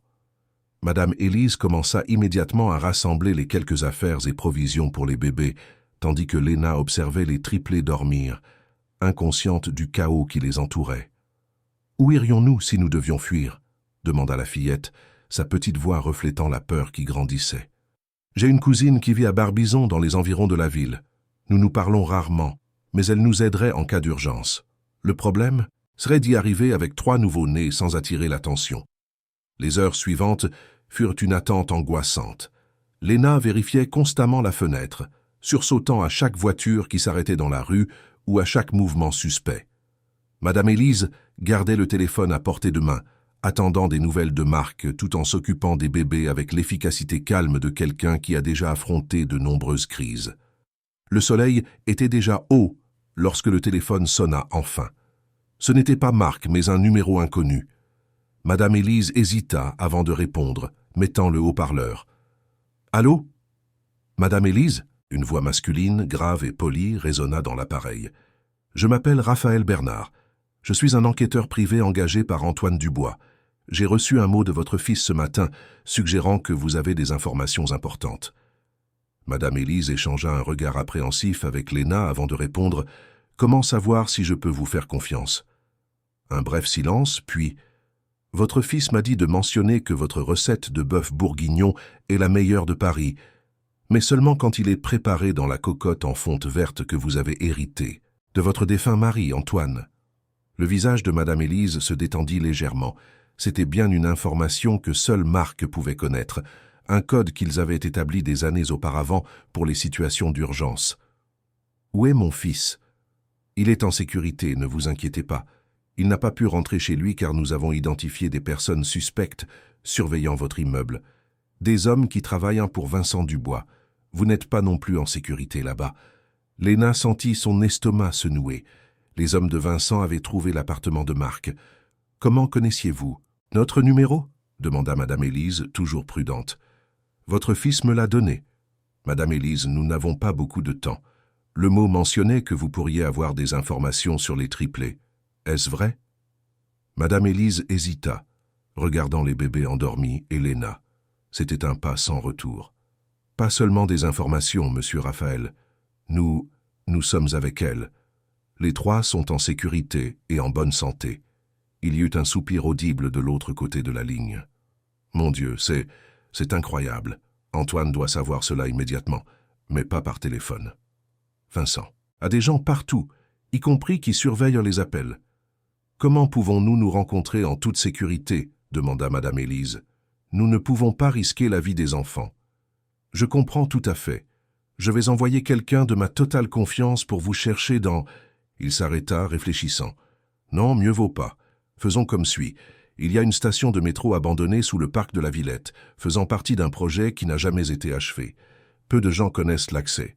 C'est sûr et discret. Pouvez-vous y arriver ?» Madame Élise réfléchit un instant. « Oui, je pense que oui. Mais comment entrerons-nous ?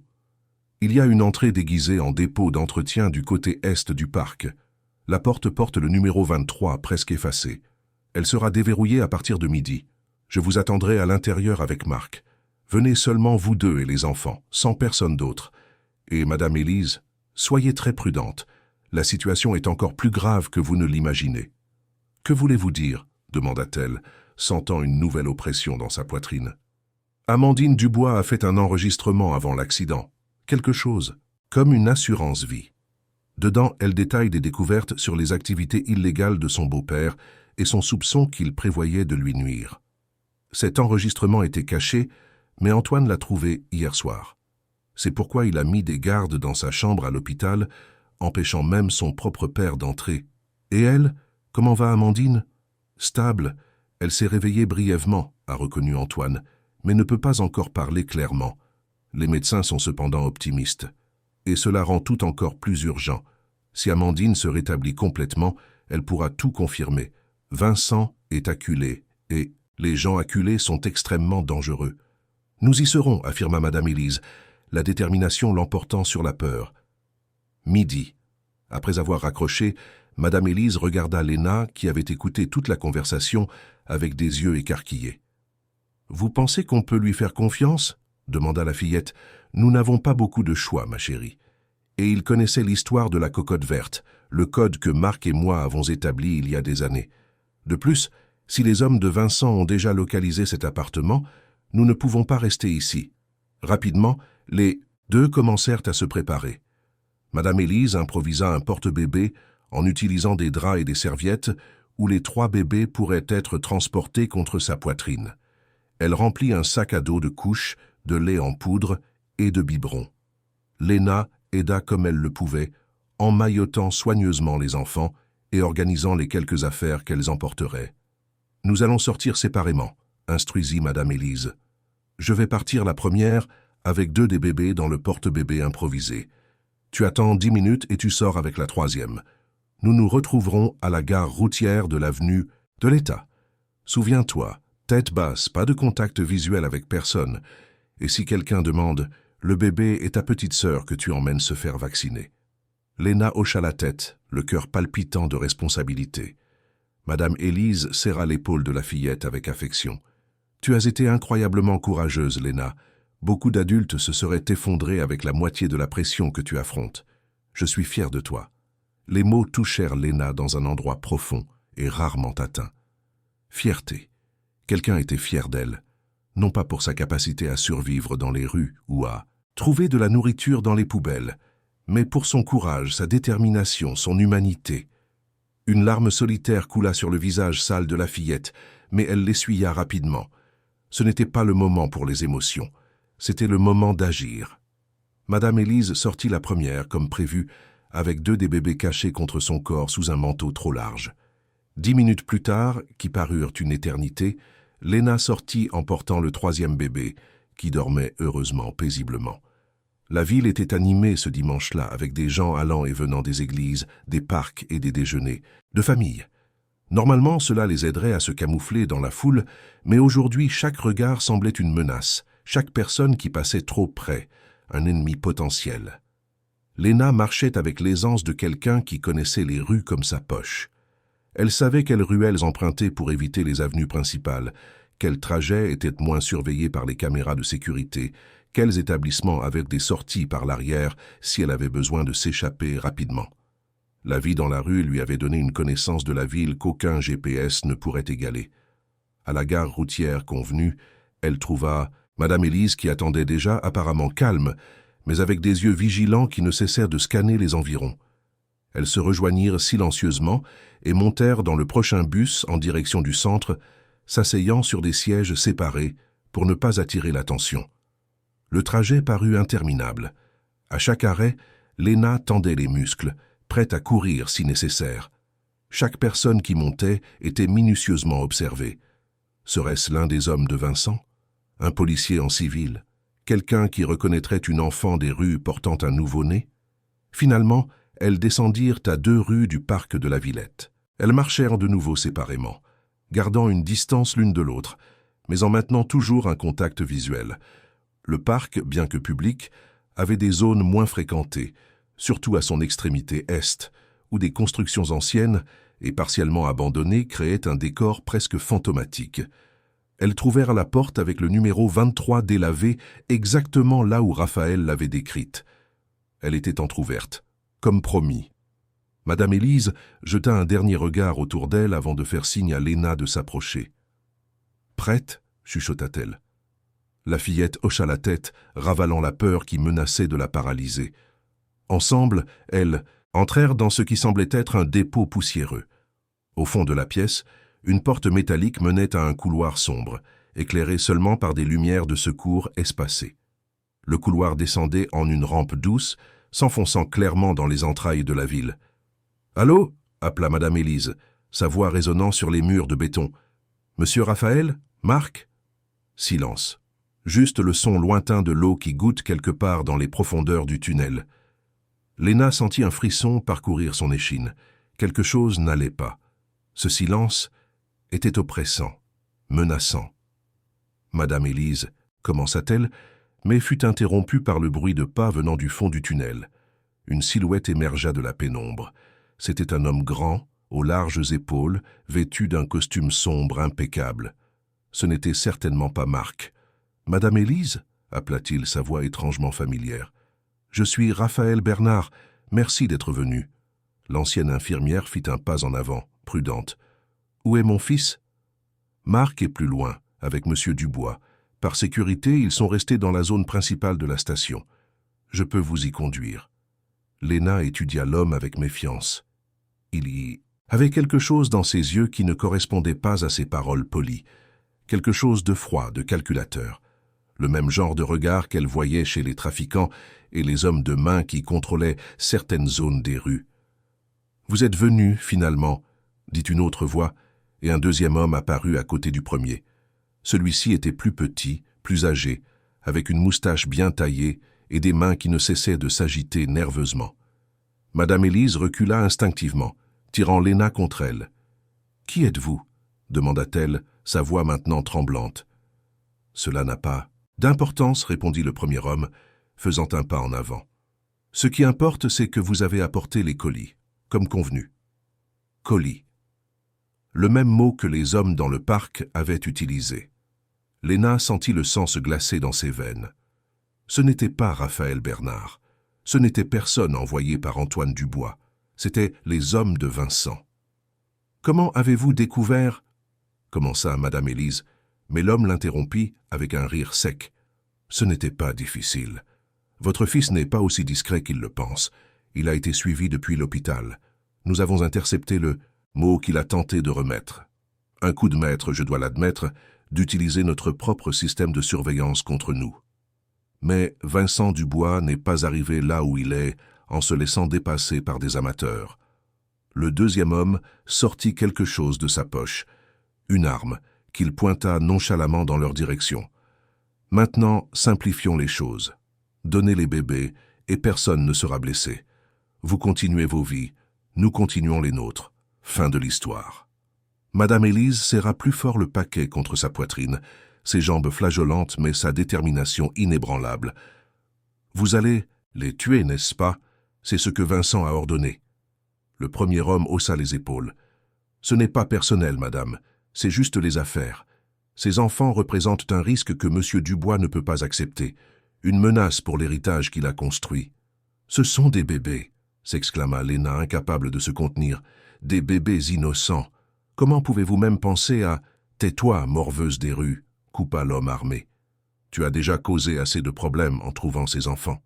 Tu aurais dû mourir de faim dans une ruelle avant de te mêler de cette histoire. » Léna sentit la colère se mêler à la peur, formant un mélange explosif dans sa poitrine.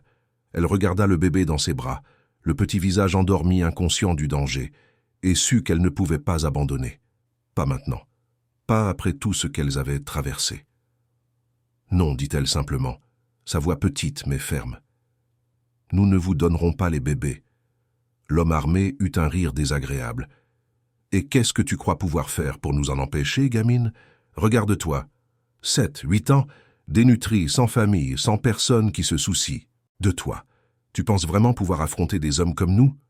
Elle n'est pas seule. » La nouvelle voix venant de derrière les hommes les fit tous se retourner. À l'autre bout du tunnel, éclairé par la faible lumière de secours, se tenait un homme, grand aux larges épaules, avec des cernes profonds et une barbe naissante. C'était sans conteste Antoine Dubois, le visage qu'elles avaient vu tant de fois à la télévision, implorant le retour de ses filles. À côté de lui se tenait Marc, le visage contusionné mais avec un sourire triomphant. Et plus loin derrière, partiellement cachés dans l'ombre, 3 policiers avec des armes pointées et ce qui semblait être le vrai Raphaël Bernard, le détective. Les 2 hommes se figèrent, clairement pris par surprise. « Baissez vos armes !» ordonna l'un des policiers. Lentement, par terre. Maintenant. L'homme à la moustache obéit immédiatement, mais le plus grand hésita, ses yeux calculant les distances et les possibilités. « Ne sois pas stupide, René, » dit Antoine, faisant un pas en avant. « C'est fini, nous avons tout enregistré. Ta confession sur les ordres de mon père, tes intentions envers mes filles. Même si tu t'échappes aujourd'hui, tu seras traqué pour le reste de ta vie. Et Vincent ne te protégera pas, il est en train d'être arrêté en ce moment même. » La révélation sembla frapper l'homme comme un coup de poing. Ses épaules s'affaissèrent, sa résistance s'évaporant visiblement. « Il a dit que c'était pour le bien de l'entreprise, » murmura-t-il, baissant enfin son arme. « Que les enfants détruiraient tout ce qu'il a construit. » Ce qu'il a construit, c'est un empire de mensonges, d'extorsion et de crimes financiers, répondit Antoine, sa voix froide comme la glace. Et il a utilisé notre famille, notre nom, pour protéger ses combines. Mais c'est fini. Les policiers s'avancèrent, menottant rapidement les 2 hommes, tandis qu'Antoine courait en direction de Madame Élise et Léna, ses yeux fixés sur les petits paquets qu'elle portait. « Elles » commença-t-il, sa voix se brisant d'émotion. « Elles vont bien », confirma Madame Élise, ouvrant un peu son manteau pour montrer les 2 bébés. « Parfaitement en bonne santé. Cette jeune fille ici, dit-elle en désignant Léna, les a trouvées abandonnées dans un parc pendant une tempête. Elle leur a sauvé la vie. » Antoine regarda Léna comme s'il la voyait vraiment, pour la première fois. Une enfant des rues, sale, débraillée, dénutrie, tenant sa 3e fille avec un soin et une protection que beaucoup d'adultes seraient incapables de démontrer. « Il s'agenouilla pour être à sa hauteur, ses yeux brillants de larmes contenues. « Tu les as sauvées. Ce n'était pas une question, mais une constatation empreinte d'incrédulité et de gratitude. » Léna haussa simplement les épaules, mal à l'aise avec cette attention. N'importe qui aurait fait la même chose. Antoine secoua la tête, un sourire triste sur ses lèvres. « Non, ma petite, pas n'importe qui. Tu as risqué ta propre sécurité pour 3 bébés inconnus. C'est le genre de courage qu'on voit rarement dans ce monde. » Doucement, il tendit les bras, demandant silencieusement à tenir sa fille. Léna hésita un instant, non par méfiance, mais par un étrange sentiment de perte. Pendant 3 jours, ses enfants avaient été les siennes. Elle les avait protégés, nourris, choyés. Maintenant, elle était sur le point de les rendre à leur vrai père, à leur vraie vie. Une vie dont elle ne ferait jamais partie. Finalement, avec un petit soupir, elle tendit le bébé à Antoine, qui la reçut avec des mains tremblantes et des yeux embués. L'homme d'affaires regarda sa fille comme s'il ne pouvait pas croire qu'elle était vraiment là, en sécurité dans ses bras. « Sophie, » chuchota-t-il, embrassant le front de la petite. « J'ai cru que je vous avais perdue pour toujours. »« Sophie ?» répéta Léna, le nom sonnant étrange et en même temps familier dans sa bouche. « C'est son nom ?» Antoine hocha la tête, toujours absorbé par la contemplation de sa fille. « Sophie, Béatrice et Laure, mes petites guerrières. » Raphaël Bernard s'approcha, touchant légèrement l'épaule d'Antoine. « Monsieur, nous devons partir d'ici. Cet endroit n'est pas sûr et il pourrait y avoir d'autres hommes de Vincent dans les parages. » L'homme d'affaires sembla sortir d'une transe, regardant autour de lui comme s'il se souvenait soudainement où ils étaient. « Oui, bien sûr. Allons à l'hôpital. Amandine, elle doit savoir que nous les avons retrouvés. » Rapidement, le groupe commença à se déplacer, suivant le tunnel dans la direction d'où Antoine et les autres étaient apparus. Raphaël expliqua à voix basse qu'ils avaient intercepté l'appel à Madame Élise grâce à une surveillance qu'ils effectuaient déjà sur les téléphones associés à Vincent. Quand ils ont compris le piège, ils ont rapidement organisé une contre-attaque, utilisant Marc comme appât conscient pour attirer les hommes de main de Vincent. « Votre fils est un homme très courageux, madame », commenta le détective à Madame Élise. « Quand il a compris ce qui se passait, il n'a pas hésité à prendre des risques pour vous protéger. » Léna marchait en silence, se sentant étrangement vide. L'adrénaline de la poursuite, du danger, de la confrontation se dissipait, ne laissant que l'épuisement et une sensation indéfinissable de perte. C'était comme si elle avait accompli une mission importante et ne savait plus quoi faire ensuite. Retourner dans la rue, à la faim, au froid, à l'invisibilité. À côté d'elle, Marc sembla remarquer son malaise. Il se pencha légèrement pour chuchoter « Hé, petite, ne t'inquiète pas, ce n'est pas encore fini, et tu fais partie de cette histoire. Personne ne va te laisser tomber. » Léna voulut y croire, mais des années dans la rue lui avaient appris que les promesses étaient rarement tenues, surtout lorsqu'elles venaient de personnes avec des maisons, des familles et des vies organisées. À la fin, tout le monde rentrait dans ses foyers confortables, et elle, elle retournait dans les ruelles. Le groupe émergea finalement par une autre porte, celle-ci menant à un parking souterrain où 3 voitures blindées attendaient. Des policiers supplémentaires montaient à la garde, s'assurant que le périmètre était sécurisé. « S'il vous plaît, entrez », instruisit Raphaël, ouvrant la porte de l'un des SUV. « Nous irons directement à l'hôpital. L'équipe médicale est déjà prête à accueillir les enfants et à les examiner. » Madame Élise et Léna furent placées dans le même véhicule qu'Antoine et les triplés, tandis que Marc irait dans une autre voiture avec Raphaël et une partie de l'équipe de sécurité. Avant de se séparer, la mère et le fils s'étreignirent longuement. « Tu as été très courageux, mon fils, » dit l'ancienne infirmière, des larmes coulant sur son visage ridé. Ton père serait si fier. J'ai juste fait ce qui était juste, maman, répondit Marc en lui embrassant le front. On se voit à l'hôpital.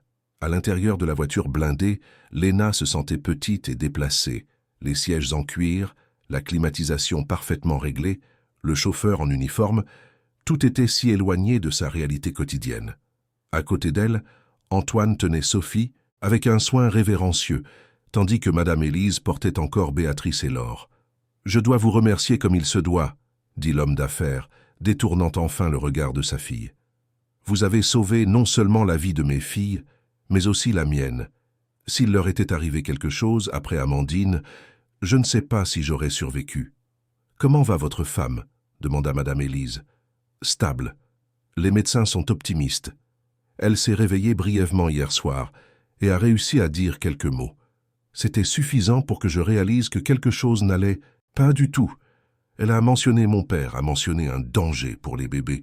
C'est là que j'ai intensifié la sécurité à l'hôpital et que j'ai commencé à enquêter par moi-même. « Et vous avez trouvé l'enregistrement qu'elle a laissé ?» questionna l'ancienne infirmière. Antoine hocha la tête, surpris. « Comment le savez-vous ? Le faux Raphaël l'a mentionné. Il semble que votre père ait beaucoup d'informateurs. »« Oui, je l'ai découvert de la pire des manières, » acquiesça Antoine, une trace d'amertume dans la voix. « Pendant des années, j'ai fermé les yeux sur beaucoup de choses. Je savais que mon père était impitoyable en affaires, mais je n'aurais jamais imaginé, jamais cru qu'il serait capable de... » Sa voix se brisa, regardant la petite Sophie dans ses bras. « L'avidité et le pouvoir peuvent corrompre même les liens familiaux les plus fondamentaux, » commenta Madame Élise, sa voix douce mais chargée de sagesse. « Mais c'est aussi dans les moments les plus sombres que nous trouvons des lumières inattendues. » Son regard se posa sur Léna, qui observait le paysage urbain défiler par la fenêtre de la voiture blindée. Cet enfant ici, par exemple, sans abri, sans famille, pratiquement sans rien. Et pourtant, quand elle a trouvé vos filles abandonnées sous la pluie, elle n'a pas hésité à sacrifier le peu qu'elle avait pour les protéger. Pas une seconde, elle n'a envisagé de les ignorer ou de les utiliser à son propre profit, comme tant d'adultes l'auraient fait. Antoine regarda Léna avec un nouvel intérêt, comme s'il la voyait vraiment pour la première fois. « Quel âge as-tu, petite ?»« 7 ans, répondit Léna, toujours en regardant par la fenêtre. « Je crois. Tu crois. » Elle haussa les épaules. « Personne ne me l'a jamais dit avec certitude. Au foyer où je suis resté un temps, ils ont dit que j'avais 5 ans, mais c'était il y a longtemps. Et tes parents? Ta famille ?» Un autre haussement d'épaules, celui-ci plus rigide, défensif. « Jamais connu. Ou je ne m'en souviens pas, peu importe. » L'homme d'affaires échangea un regard significatif avec Madame Élise par-dessus la tête de la fillette.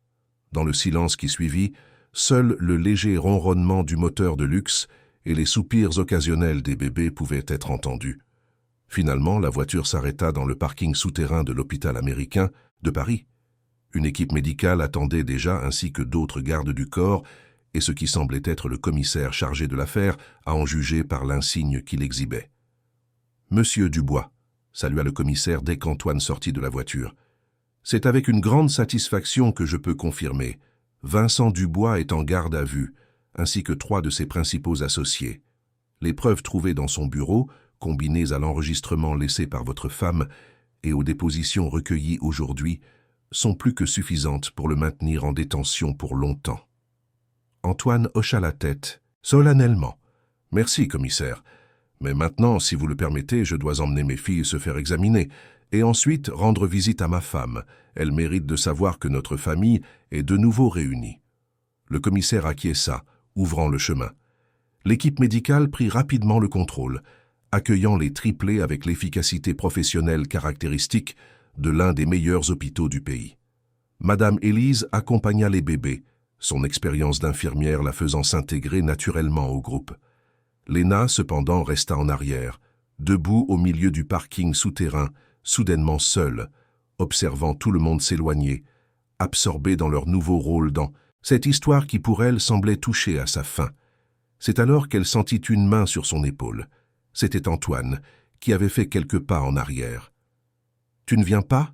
demanda-t-il, tendant la main. Léna regarda la main tendue, confuse. « Moi ? Mais je ne suis rien pour elle. Je ne suis pas de la famille. Je suis juste... » Tu es, l'interrompit Antoine, sa voix ferme et émue, la raison pour laquelle mes filles sont en vie. Tu es la personne qui, n'ayant absolument rien à donner, a tout donné pour les protéger. Mes yeux, cela fait de toi bien plus un membre de ma famille que beaucoup de ceux qui partagent mon sang. Il s'agenouilla, se mettant à la hauteur de Léna, ses yeux rencontrant les siens avec une intensité presque douloureuse. « Viens, Amandine voudra connaître l'héroïne qui a sauvé nos filles, et nous devons parler de ton avenir. Parce qu'une chose que je te promets, Léna, ta vie dans les rues s'est terminée aujourd'hui.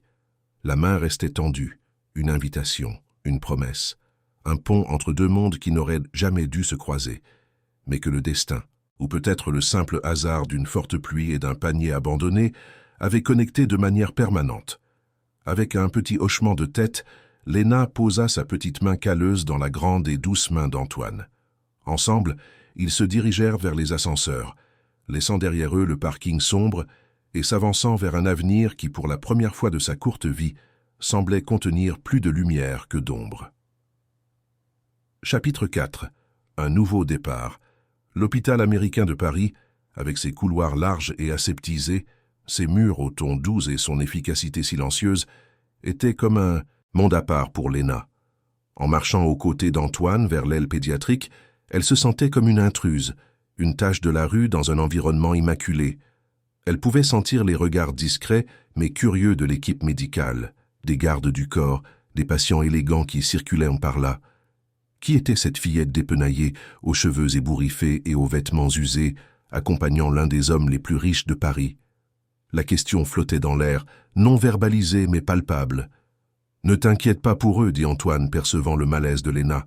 Ce ne sont que des gens qui n'ont jamais eu à se battre pour leur survie comme toi.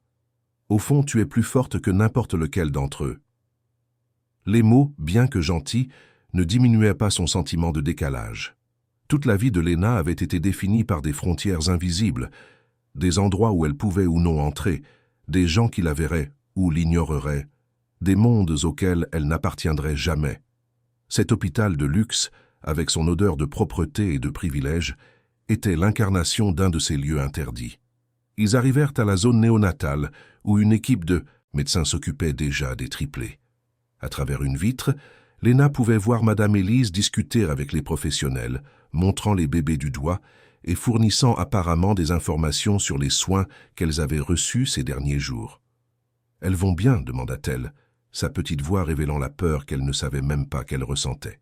« Elles vont très bien, compte tenu des circonstances », répondit un médecin qui s'approcha, s'adressant directement à Antoine. « Monsieur Dubois, vos filles sont en parfaite santé, légèrement déshydratées et avec une petite irritation cutanée due aux conditions improvisées, mais rien de grave. Madame, Élise nous a dit que vous avez utilisé du lait en poudre ordinaire dilué pour les nourrir ?» Léna hocha la tête, soudainement inquiète. Avait-ce été une erreur? Aurait-elle nui au bébé sans le vouloir? C'était une solution intelligente pour une urgence, continua le médecin, remarquant son regard préoccupé. Pas l'idéal à long terme, mais cela les a certainement maintenus nourris. Et les couches improvisées, bien qu'ayant causé une certaine irritation, ont été changées assez fréquemment pour éviter les infections. En fait, je suis impressionné par le niveau de soins que vous avez réussi à fournir, dans des conditions aussi défavorables. Antoine sourit, regardant Léna avec un nouveau degré d'admiration. Nous devons tout à cette petite héroïne et à Madame Élise. Sans elle, mes filles auraient... Il ne put terminer sa phrase, l'émotion lui nouant la gorge. Le médecin hocha la tête avec compréhension. Eh bien, elles recevront maintenant tous les soins nécessaires, et vous devriez aller voir votre femme. Elle a été informée du sauvetage des enfants et est impatiente de vous voir. Antoine hésita, regardant de Léna au triplet derrière la vitre. Léna, ça te dérangerait de venir avec moi? J'aimerais qu'Amandine rencontre la fillette qui a sauvé nos filles. La question prit Léna par surprise. Rencontrer la mère des bébés, la femme de l'homme d'affaires, la femme qui avait failli mourir en essayant de protéger sa famille et de créer une fondation pour aider des enfants comme elle? Cela semblait trop irréel. « Je peux y aller comme ça ?» demanda-t-elle, regardant ses vêtements sales et usés. « Tu peux y aller exactement comme tu es », affirma Antoine avec conviction. « C'est ton intérieur qui compte, pas ton apparence. Et ton intérieur, Léna, est plus brillant que celui de beaucoup de gens qui portent des vêtements de marque et des bijoux coûteux. La sincérité dans sa voix était indéniable. Léna hocha timidement la tête, et ensemble, ils se dirigèrent vers l'unité de soins intensifs où Amandine Dubois était hospitalisée. La chambre privée d'Amandine était spacieuse et équipée de la technologie médicale la plus moderne. La femme allongée dans le lit, cependant, semblait petite et fragile contre les draps blancs. Son visage, néanmoins, gardait des traces de la beauté que Léna avait vue sur les photographies. Et lorsque ses yeux s'ouvrirent en entendant la porte, il y avait en eux une force qu'aucune blessure ne pouvait diminuer. « Antoine », appela Amandine, sa voix rauque mais audible, « tu as trouvé nos filles ?» Antoine s'approcha rapidement de sa femme, lui tenant la main avec délicatesse. « Oui, mon amour, nous les avons trouvées. Elles vont bien, en bonne santé, elles sont en train d'être examinées en ce moment même. »« Grâce à cette jeune fille, » dit-il en désignant Léna, qui restait mal à l'aise près de la porte. « C'est l'ange gardien qui a trouvé nos filles et les a protégées au péril de sa propre vie. » Amandine tourna légèrement la tête en direction de Léna, ses yeux s'écarquillant légèrement en voyant la fille des rues. « Viens, plus près, » demanda-t-elle en tendant sa main libre. Hésitante, Léna s'approcha du lit. La main d'Amandine rencontra la sienne, étonnamment forte pour quelqu'un qui semblait si fragile. « Merci, » dit la femme, des larmes coulant sur son visage. « Tu as sauvé ma famille. Tu as sauvé ma raison de vivre. » La simplicité de la gratitude, l'émotion pure dans ces mots, toucha Léna d'une manière qu'aucun cadeau matériel n'aurait pu le faire. Elle sentit ses propres larmes monter, brouillant. Sa vision. « J'ai juste fait ce que n'importe qui aurait fait, » murmura-t-elle, répétant ce qu'elle avait dit auparavant, bien qu'elle n'en fût plus si sûre. Amandine sourit, un sourire faible mais sincère. « Non, ce n'est pas vrai. Tu as fait ce que peu de gens feraient. Tu as tout risqué. Pour 3 inconnus. C'est extraordinaire. » Antoine se racla la gorge, essayant de contrôler sa propre émotion. « Amandine, nous avons beaucoup de choses à nous dire. Sur mon père, sur ce qui s'est passé, sur l'avenir, mais avant tout, je veux que tu saches que la Fondation est en sécurité. Les filles sont en sécurité, et Vincent est en garde à vue. Tes enregistrements et tes documents ont été cruciaux. Tu as été incroyablement courageuse et perspicace. » Amandine hocha la tête, son expression se durcissant un instant. « Je savais qu'il tenterait quelque chose. Quand j'ai annoncé l'audit interne des entreprises, quand j'ai insisté sur la clause qui donnerait le contrôle aux filles, s'il m'arrivait quelque chose, j'ai vu la haine dans ses yeux. Tu as vu ce que j'aurais dû voir il y a des années, admit Antoine, la culpabilité évidente dans sa voix. J'ai été aveugle, Amandine, aveugle et lâche, mais c'est fini, je te le promets, tout sera différent maintenant. Un léger coup à la porte interrompit le moment. C'était une infirmière. Monsieur Dubois ? Les triplés ont été examinés et sont prêts à être amenés. Souhaitez-vous les voir maintenant ? Le visage d'Amandine s'illumina d'une intensité qui semblait lui redonner de la force. Oui, s'il vous plaît, mes filles. Je veux voir mes filles. Quelques minutes plus tard, les 3 petites, maintenant propres, nourries et vêtues de nouveaux vêtements fournis par l'hôpital, furent amenées dans de petits berceaux transparents. L'équipe médicale les installa de manière à ce qu'Amandine puisse les voir clairement, même allongées.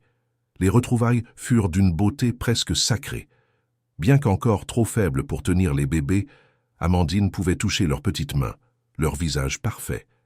Des larmes de joie coulaient librement tandis qu'elle chuchotait des mots d'amour et de soulagement. Léna observait la scène à quelques pas de là, se sentant à la fois partie de cette famille et une complète étrangère.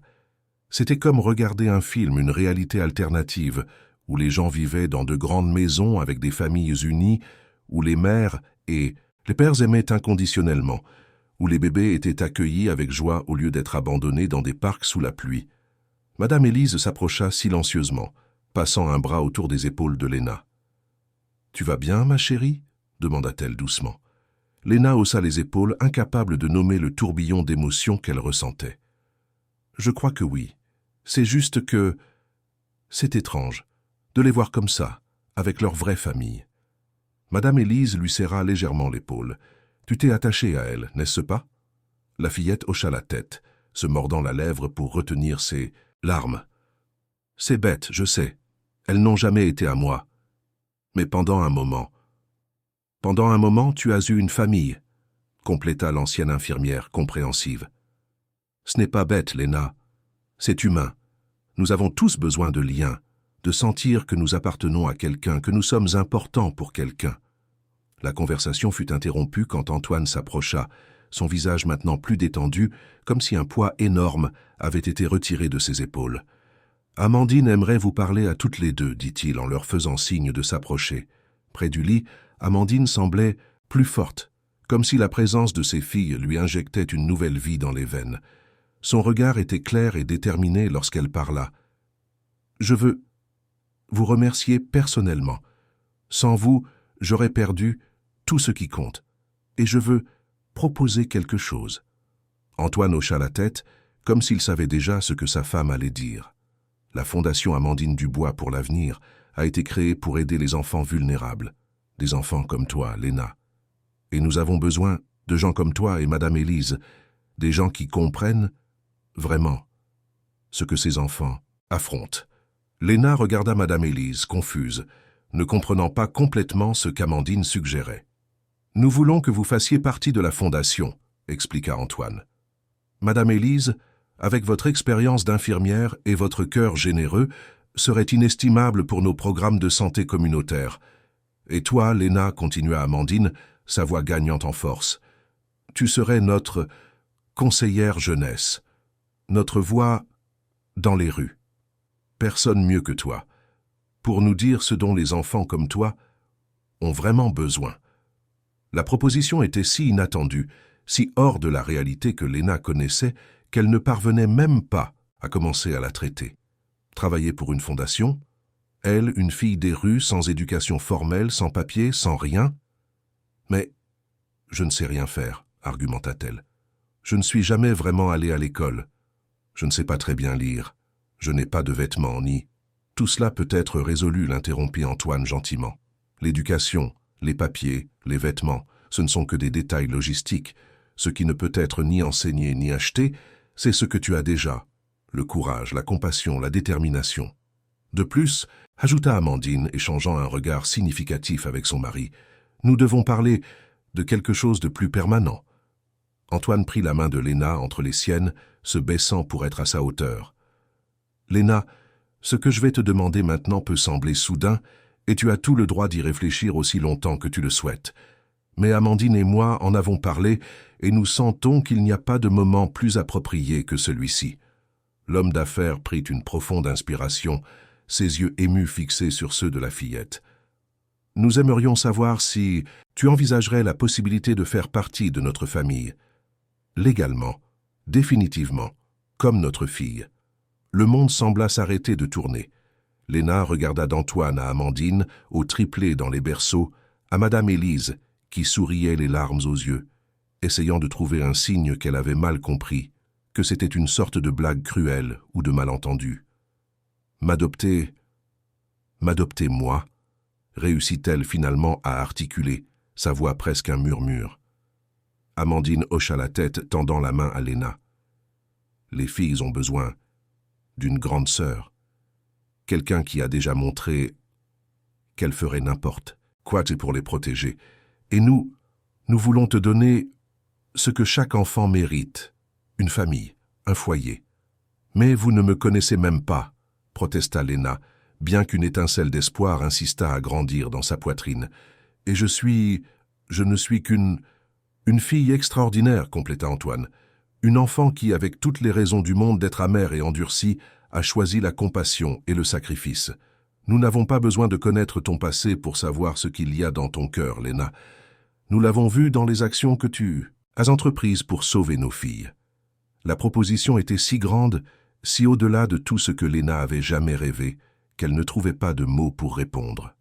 L'adoption, une famille, un foyer, des concepts qui n'existaient que dans le domaine de la fantaisie pour une fille qui dormait dans des cartons et cherchait de la nourriture dans les poubelles.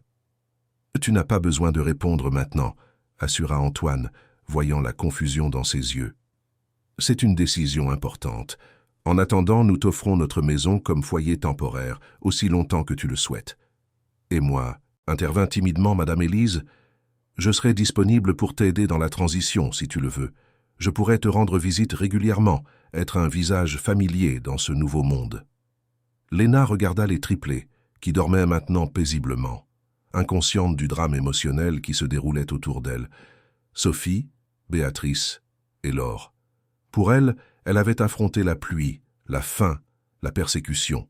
Pour elle avait découvert en elle une force qu'elle ne soupçonnait même pas, et maintenant, à cause d'elle, on lui offrait la chance d'une vie complètement différente. « Je peux y réfléchir un peu », demanda-t-elle, la voix tremblante. « Bien sûr, » répondit Amandine en lui serrant doucement la main, « tout le temps dont tu as besoin. » Les jours suivants furent une montagne russe de nouveaux événements et d'expériences. Léna fut installée temporairement dans l'hôtel particulier des Dubois à Neuilly-sur-Seine. Une maison si grande qu'elle aurait pu facilement se perdre dans les couloirs.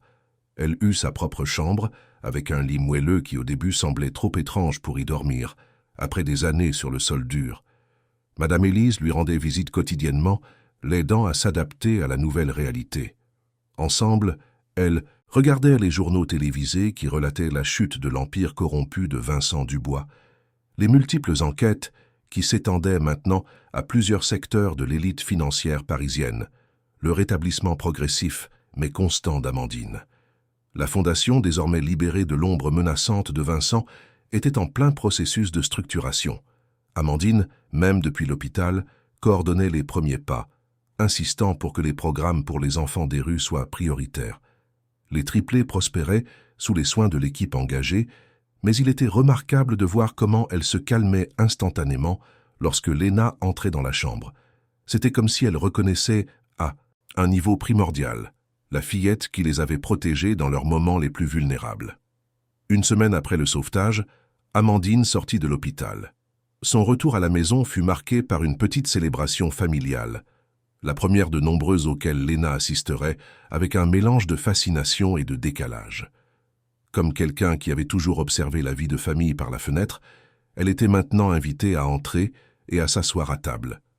Ce fut ce soir-là, après un dîner simple mais chaleureux, que Léna donna enfin sa réponse. La famille était réunie dans le salon.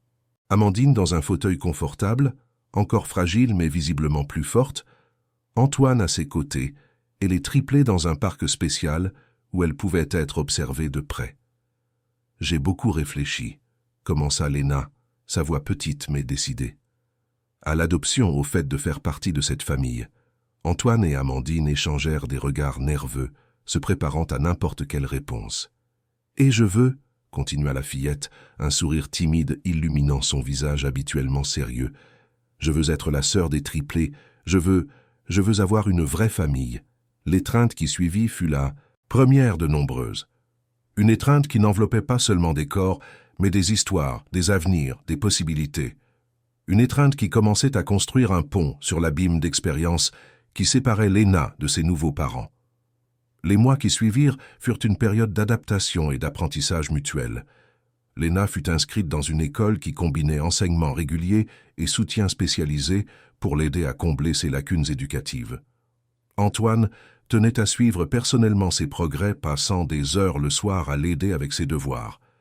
Amandine, de son côté, incluait Léna dans toutes les décisions relatives à la fondation, valorisant sincèrement ses perspectives sur les besoins des enfants en situation de vulnérabilité.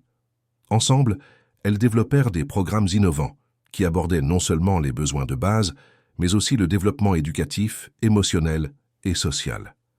Madame Élise devint directrice du secteur de la santé de la Fondation, apportant avec elle des décennies d'expérience pratique et un cœur dévoué à la justice sociale.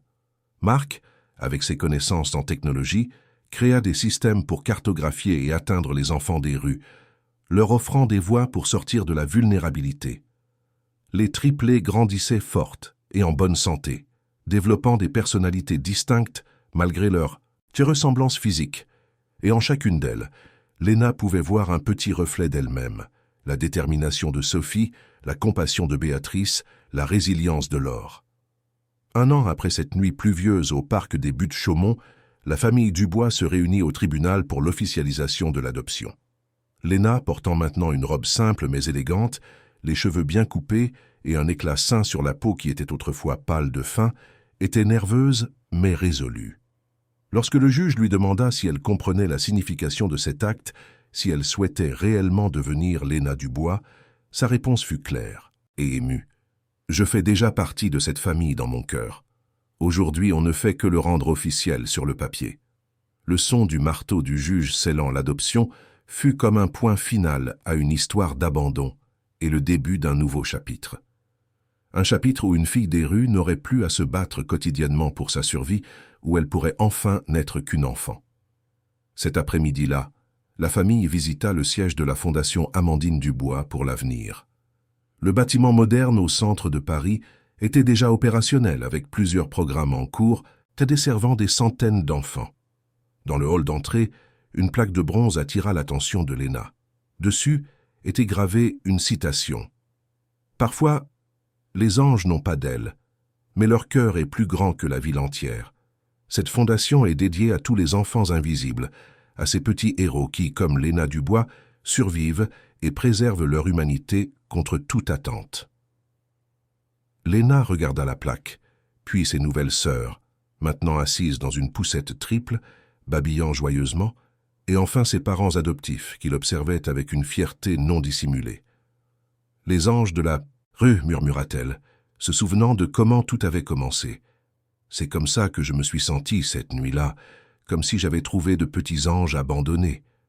Mais c'est toi qui as été le véritable ange, répondit Amandine en la serrant par les épaules. Tu as été l'ange dont elles avaient besoin, et d'une certaine manière, l'ange dont nous avions tous besoin. La fillette sourit, se sentant enfin chez elle, non seulement à l'intérieur d'un bâtiment physique, mais à l'intérieur d'elle-même, d'un but, d'une famille. Une famille qui n'était pas née du sang, mais du choix. Le choix de protéger, d'aimer et d'appartenir. Ce soir-là, en couchant les triplés, Léna chanta la même berceuse qu'elle avait improvisée dans la cabane du parc. « Fais dodo, Colas, mon petit frère. Fais dodo, t'auras du lolo. » Les petites s'endormirent, mais rapidement, en sécurité et aimées. De la porte de la chambre, Antoine et Amandine observèrent la scène, le cœur rempli de gratitude. Car, dans une ville où tant de gens s'étaient perdus dans l'avidité, c'est une pauvre fillette, avec rien d'autre que du courage et de l'amour, qui avait sauvé toute une famille, et ce faisant, avait trouvé ce qu'elle avait toujours cherché dans les rues froides de Paris, un endroit qu'elle pouvait appeler son foyer.